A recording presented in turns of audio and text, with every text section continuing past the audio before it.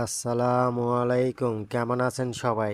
আশা করি আল্লাহর রহমতে ভালোই আছেন। আমরাও আপনাদের দোয়ায় ভালো আছি। চলে আসলাম আরেকটি নতুন ভিডিও নিয়ে।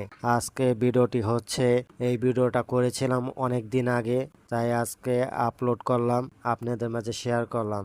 আমরা সবাই মিলে আয়োজন করেছিলাম তেলাপিয়া মাছ বারবিকিউ।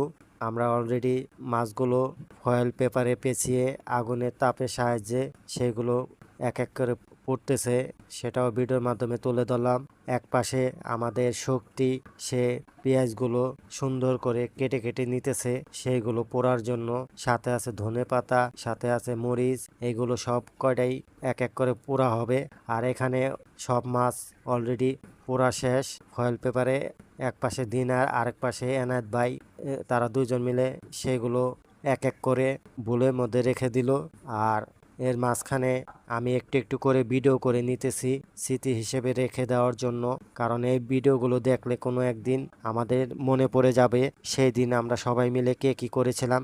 চলে আসলাম নান রুটি নেওয়ার জন্য কলাতে বাজার চৌরঙ্গিতে দোকানে। আমরা সব সময় এই ভাইয়ের দোকান থেকে নিয়ে থাকি।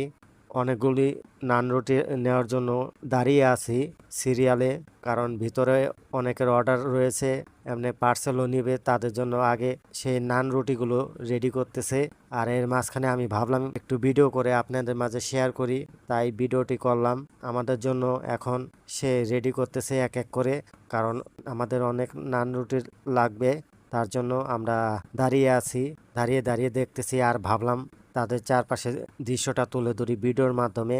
সবাই মনোযোগ সহকারে কাজ করতেছে আর আমি একটু একটু করে ভিডিও করে নিতেছি, কারণ এইসব ভিডিওগুলোই এক সময় আমাদের দেখলে মনে পড়বে, স্মৃতি হিসাবে রেখে দেওয়ার জন্যই এই ভিডিওগুলো করা। আমরা নান রুটির জন্য দাঁড়িয়ে আছি, কখন আমাদের নান রুটিগুলো হবে আর আমরা এখান থেকে চলে যাব। আমার সাথে ছিল এনায়েত ভাই, তাকেও এই ক্যামেরায় বন্দি করে নিলাম। আর ভিডিওটা কেমন হলো অবশ্যই কমেন্ট করে জানাবেন। সবাই ভালো থাকবেন, সুস্থ থাকবেন, এই দোয়াই করি মহান আল্লাহর কাছে।